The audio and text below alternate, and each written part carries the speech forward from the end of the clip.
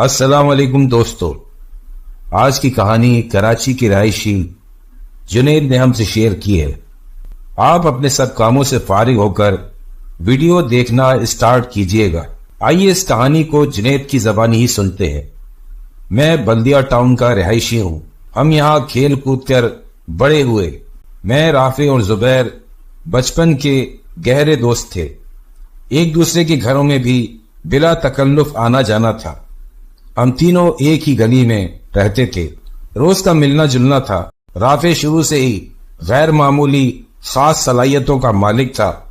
اس کی چھٹی حس تو تیز تھی ہی، جبکہ اس کو غیر مرئی مخلوقات بھی دکھ جایا کرتی تھی۔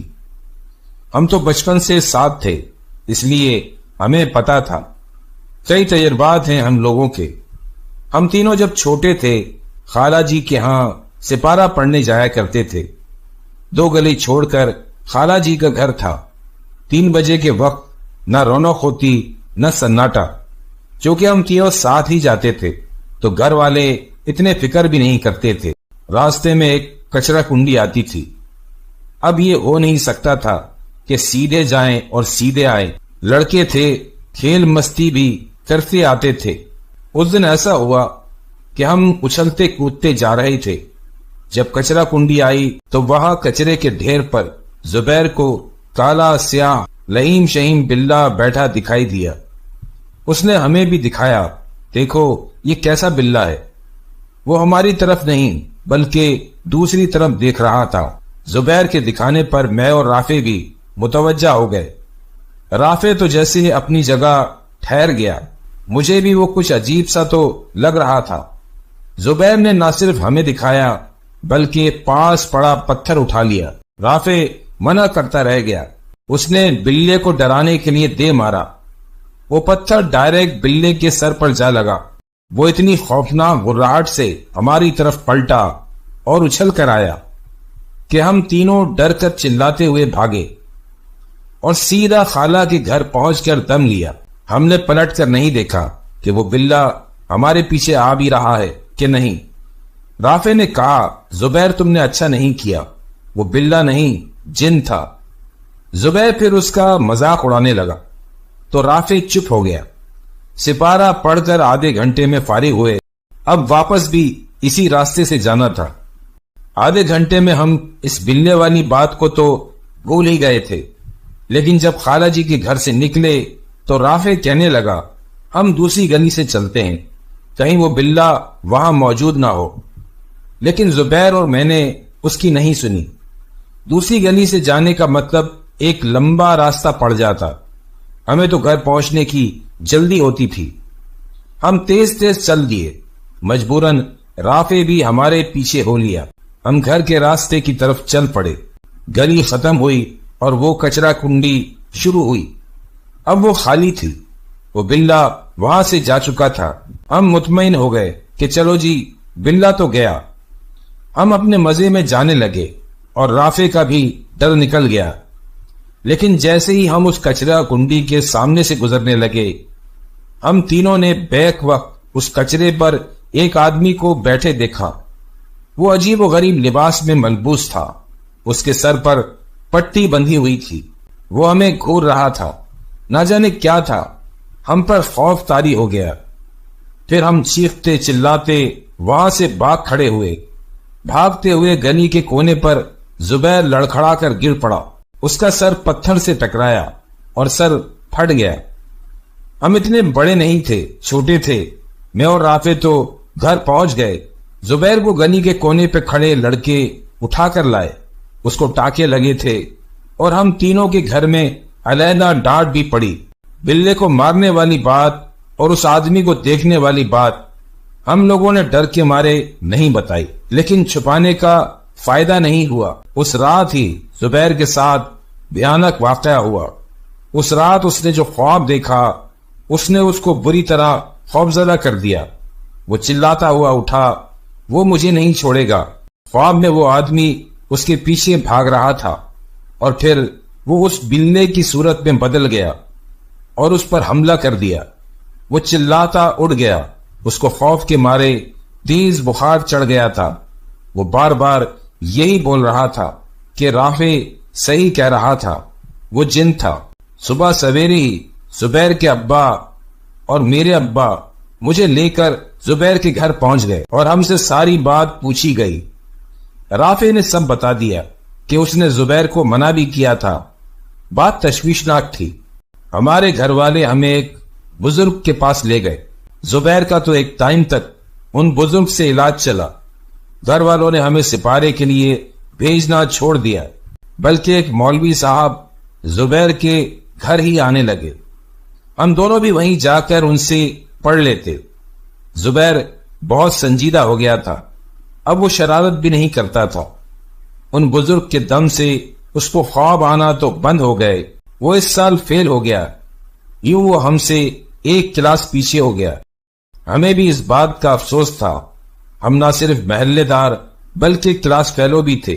زبیر کے دوسرے کلاس میں رہ جانے کے بعد میری اور رافع کی آپس میں دوستی زیادہ ہو گئی۔ رافع اکثر مجھ سے عجیب باتیں شیئر کرتا تھا۔ مجھے یقین تو نہیں آتا تھا، لیکن میں یہ بھی جانتا تھا کہ وہ جھوٹ نہیں بولتا۔ اس نے مجھے بتایا کہ اس کی نانی کے گھر اس کو ایک عورت دکھائی دیتی ہے جو اس کے سوا کسی کو نہیں دکھتی تھی۔ پہلے تو وہ یہی سمجھا کہ یہ عورت نانی سے ملنے آئی ہے، کیونکہ پہلی دفعہ اس نے اس کو اس شام میں نانی کے پاس بیٹھے دیکھا۔ اس کی نانی تخت پر بیٹھی پان لگا رہی تھی اور وہ ان کے ساتھ بیٹھی تھی۔ رافع اپنے کزن کے ساتھ وہیں کھیل رہا تھا۔ پھر وہ عورت غائب ہو گئی۔ اس وقت تو اس نے دھیان نہیں دیا، لیکن اس کے بعد وہ عورت رافع کو کئی بار دکھی۔ وہ اس کی نانی کے ساتھ ہی ہوتی تھی۔ وہ کچھ بھی نہیں کرتی تھی، حتیٰ کہ وہ رافع کو دیکھتی تک نہیں تھی، لیکن رافع اس کو دیکھتا تھا اور اس کو اس سے کوئی خطرہ محسوس نہیں ہوتا تھا اور نہ ہی کوئی ڈر۔ اس کے دماغ میں کوئی بات ہی نہیں آئی۔ اس نے یہ بات کسی کو بولی بھی نہیں۔ اس پر نظر پڑتی، اس کو دیکھتا، اور جب وہ چلی جاتی تو وہ بھول جاتا۔ ایک رات 2 بجے وہ واش روم جانے کے لیے اٹھا تو اس نے نانی کے پائتی اس عورت کو بیٹھے دیکھا۔ وہ نانی کے پیروں پر ہاتھ رکھ کر سر جھکائے بیٹھی تھی۔ رافع کی آہٹ محسوس کر کے ایک دم غائب ہو گئی۔ دوسرے دن صبح رافع نے نانی کو بول ہی دیا کہ نانی یہ کون ہے جو اکثر آپ کے ساتھ دکھتی ہے۔ اس کی نانی پہلے تو انجان بن گئی، لیکن جب رافع نے رات کا حوالہ بھی دیا تو وہ بہت کچھ سمجھ گئیں کہ ان کا نواسا غیر معمولی صلاحیت کا مالک ہے۔ انہوں نے رافع کو سمجھا دیا کہ اس بات کا ذکر کسی سے نہ کرے، بس یہ سمجھ لے وہ نانی کی دوست ہے۔ ہم میٹرک میں آ گئے تھے۔ رافع کی نانی نے رافع کو بہت کچھ سمجھایا تھا۔ کچھ اس نے مجھے بتایا، کچھ نہیں۔ اس کو خاص کچھ دعائیں پڑھنے کو دیں، اور ان دعاؤں سے اس کی طبیعت میں بہت ٹھہراؤ بھی آ گیا۔ اس کو چیزیں اب بھی دکھتی تھی، لیکن اب وہ مجھ سے بھی ذکر نہیں کرتا تھا۔ یہ بات تو تھی کہ رافع شروع سے ہی نماز کا پابند تھا۔ وہ فجر بھی باجماعت پڑھتا تھا، اور اس کے ساتھ یہ عادت میری بھی بن گئی تھی۔ اور ایک دن جب ہم فجر کی نماز کے لیے گھر سے نکلے، اس نے مجھ سے کہا، جنید میں نے اچھا خواب نہیں دیکھا، ایسا لگ رہا ہے نانی ٹھیک نہیں ہے۔ اور ظہر پر ہی نانی کے انتقال کی خبر آ گئی۔ نانی کے جانے کا اس کو بہت صدمہ تھا۔ وہ اس کی ایک طرح سے روحانی استاد بھی تھی، اور انہوں نے رافع کو بہت کچھ سکھایا بھی تھا۔ وہ تو ٹھہری بچپن کی باتیں، لیکن رافع اس کے علاوہ بھی ایک بزرگ یوسف صاحب کی سرپرستی میں تھا۔ کبھی کبھی میں بھی اس کے ساتھ چلا جاتا تھا۔ یوسف صاحب اس کے ننیال کے ہی کوئی رشتہ دار تھے۔ بہت اچھی روحانی شخصیت تھے۔ وقت گزرتا رہا۔ میں، رافع اور زبیر اب ہم تعلیم سے فارغ ہو گئے تھے۔ ہم غم روزگار کے معاملوں میں لگ گئے۔ مصروفیات بڑھ گئی تھی۔ ملنا بھی بہت کم ہوتا تھا، لیکن میں اور رافع روز فجر پر مسجد میں ضرور ملتے۔ انہی دنوں میں اپنے محلے کی ایک لڑکی لیلا کے عشق میں گرفتار ہو گیا۔ لیلا کے گھر والے 6 ماہ پہلے ہی ہمارے محلے میں کرائے پر آئے تھے۔ اچھی فیملی تھی، نہ کسی سے لینے میں تھے نہ دینے میں۔ میں نے پہلی دفعہ اس کو اپنے گھر پر دیکھا تھا، وہ مجھے اچھی لگی تھی۔ اس بات کا ذکر میں نے رافع سے بھی کیا تھا۔ اب میں کما رہا تھا اور ہر ماں کی طرح میری ماں کو بھی میرے سر پر سہرا سجانے کے ارمان جاگ رہے تھے۔ اس دن جب ہم فجر میں ملے، میں نے رافع کو بتایا کہ میں کل امی سے بات کروں گا کہ میرا رشتہ لیلا کے گھر لے جائیں۔ وہ چپ ہو گیا۔ اس نے مجھ سے بس اتنا کہا، جنید مجھے تمہیں کچھ بتانا ہے۔ میں 2 دن پہلے تہجد پر اٹھا تو تھوڑی دیر کے لیے چھت پر ٹہلنے چلا گیا۔ میں نے اس وقت لیلا کو چھت پر دیکھا تھا۔ وہ مجھے بہت غیر معمولی لگا۔ بات حتمی نہیں کہ وہ اس وقت کیا کر رہی تھی، تو میں نے تمہیں بولنا بھی مناسب نہیں سمجھا۔ بس مجھے کچھ اچھی وائبس نہیں آئی۔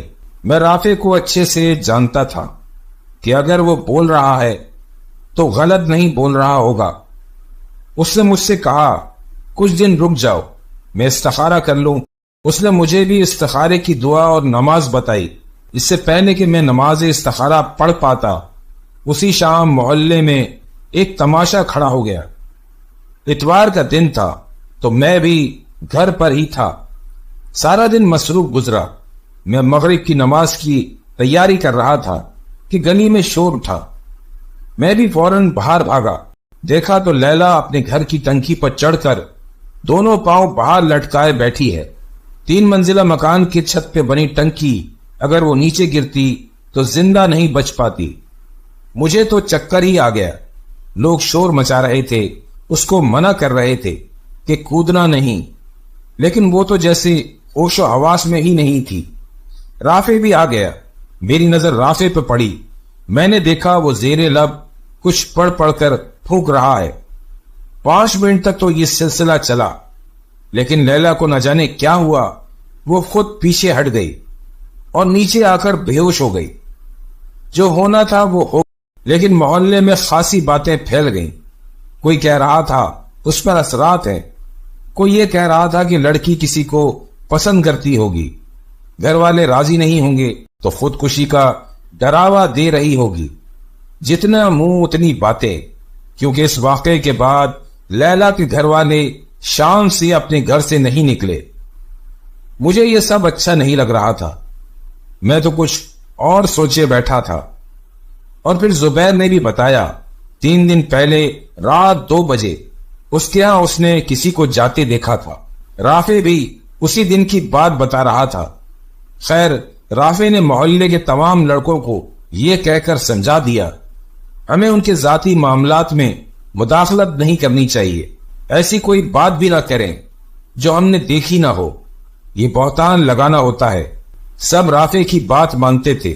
اس نے منع کر دیا تو کوئی بات نہیں کرے گا۔ سب کے جانے کے بعد میں نے رافع سے پوچھا، تم نے کیا دیکھا تھا یہ بتاؤ، مجھ سے کچھ چھپانا نہیں، میں لیلا کے معاملے میں سیریس ہوں۔ اس نے جو بتایا اس سے مجھے پریشانی ہو گئی۔ اس کے خیال میں وہ کسی سائے کے زیر اثر ہے اور کافی ٹائم سے ہے۔ اس نے لیلا کے پیچھے ایک لمبے کالے قد والے آدمی کو دیکھا تھا۔ رافع کا یہی کہنا تھا، یہ معاملے اتنے آسانی سے حل نہیں ہوتے، اگر اللہ نے چاہا تو یوسف صاحب اس کا حل نکال سکتے ہیں، لیکن ایسے معاملوں میں جو وکٹم ہوتا ہے اس کے گھر والے بات کو سمجھتے نہیں اور تعاون بھی نہیں کرتے، اور جہاں سمجھتے ہیں علاج کرانا چاہیں غلط لوگوں کے ہتھے چڑھ جاتے ہیں۔ رافع نے مجھے بتایا اس نے ان کے گھر کا حصار کر دیا ہے تاکہ وہ مزید مسائل کا شکار نہ ہو۔ ہم دونوں سر جوڑ کر بیٹھ گئے کہ اس کا کیا حل نکالا جائے۔ ہم نے یہی سوچا کہ لیلا کے والد متین انکل سے جا کر ملا جائے، دیکھیں وہ کیا کہتے ہیں۔ ہم دونوں ہی دن میں متین انکل سے ملنے جا پہنچے، لیکن وہی ہوا جس کا ڈر تھا۔ ہم نے ان سے حال احوال لیا۔ اس کے بعد جب رافع نے ان سے مسئلہ پوچھنا چاہا تو وہ بگڑ گئے کہ یہ ان کا ذاتی معاملہ ہے۔ واقعی رافع نے بڑے ضبط اور طریقے سے ان سے بات کی، انہوں نے ہری جھنڈی دکھا دی۔ ہم نے یہی سوچا تھا ہم ہمت نہیں ہاریں گے، کل پھر جائیں گے، اور پھر مزید 2-3 ملاقاتوں میں ہم نے ان کو راضی کر ہی لیا۔ ان کو یوسف صاحب کے پاس لے کر گئے۔ انہوں نے بتایا کہ لیلا کے ساتھ پچھلے 2 سال سے مسئلے ہیں۔ اس کی شروعات تب ہوئی جب انہوں نے نازم آباد میں ایک گھر کرائے پر لیا۔ وہ گھر آسیب زدہ تھا۔ وہیں سے لیلا کے ساتھ عجیب و غریب واقعات ہونے لگے اور پھر معاملات اتنے خراب ہوئے کہ لیلا نے 2 بار اسی گھر میں خودکشی کی کوشش کی۔ بہت علاج کروایا، آخرکار وہ گھر بھی چھوڑ دیا کہ شاید اس سے کچھ بہتری آئے۔ ان کے مالی حالات بھی خراب ہو گئے۔ یوسف صاحب نے ان کا علاج کرنے کی حامی بھر لی۔ انہوں نے رافع کو بھی یہی کہا، مجھے شک ہے کہ یہ علاج درمیان میں نہ چھوڑ دیں، اگر یہ نہیں چھوڑیں گے تو وہ چیز چھڑوا دے گی۔